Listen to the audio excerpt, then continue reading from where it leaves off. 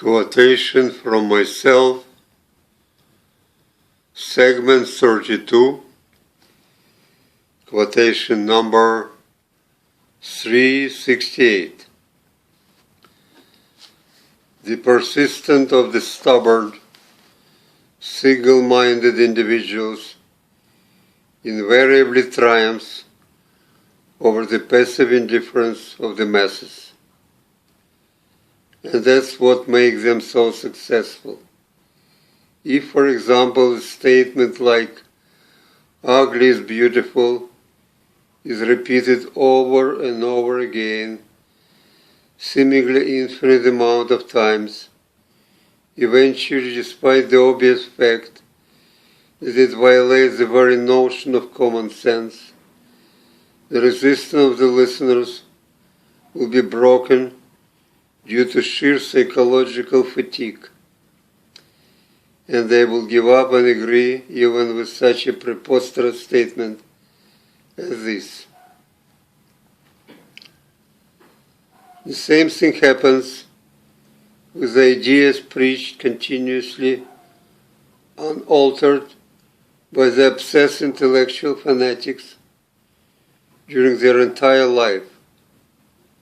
Sooner or later they will break the resistance of their audiences, even if what they preach doesn't make any sense.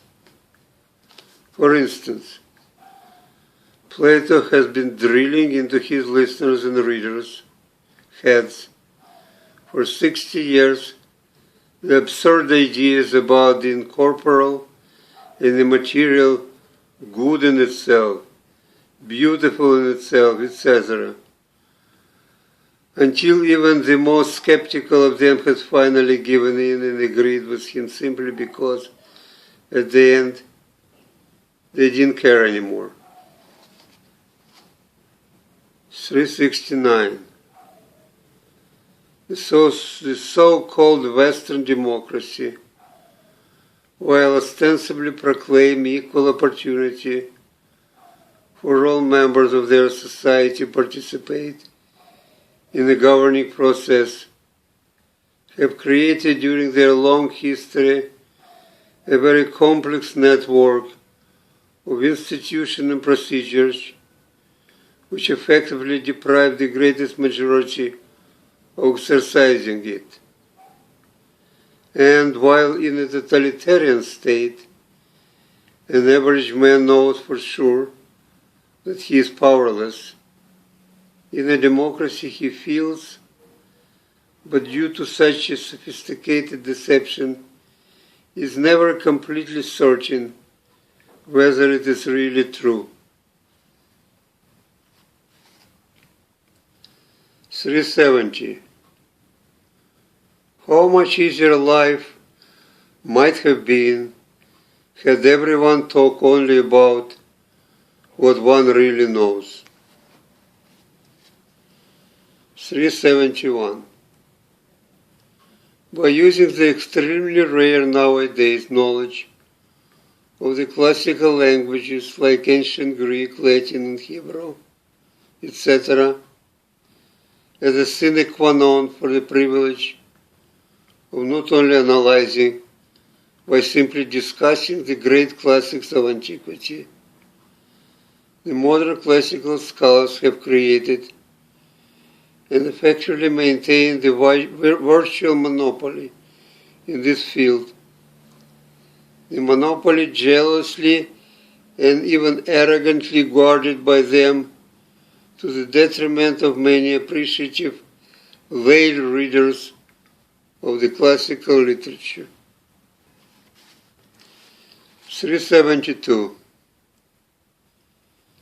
The survival of any political system depends on having the sufficient segment of population to continue believing, with or without justification, that they have more to gain than to lose by preserving it.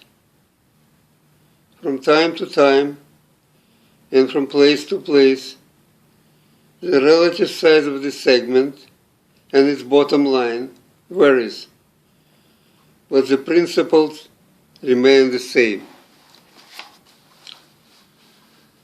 Therefore, those in power, in order to survive and to maintain their privileged position, have to know somehow this magic number and do everything possible to prevent it from falling below such a critical mass.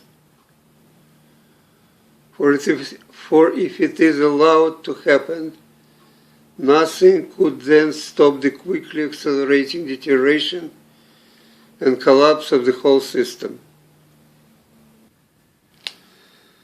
373. Men dealing with women, and vice versa, always feel as if some invisible wall separates them from each other. And it seems that the only way this wall can be penetrated, a pun is not intended, is through sex. But this is only an illusion, as millions of men and women who have tried it and still failed to bridge the wall have discovered.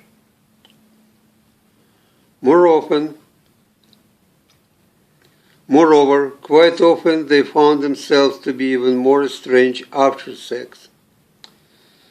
So maybe the ancient cultures who kept the gender separated and accepted this wall as a natural were more realistic than we are, and thus hopefully spared themselves the pain and suffering equation, what do women want, invariably leads to. 374. Women almost instinctively, as the other female of the species in animal world, are always trying to attach themselves to a dominant man, that is, one who is either the strongest or the wealthiest or holds the highest position or simply the richest is the most popular member of any particular social group. And they do it for safety and protection, not only from the others, less desirable males, but also from a competing females. 375. The pure ones want everybody to be like them pure. Their reason is love, and their survival depends on it. The dirty ones want everybody to become like them, dirty. Their reason is hate, and their power is based on that.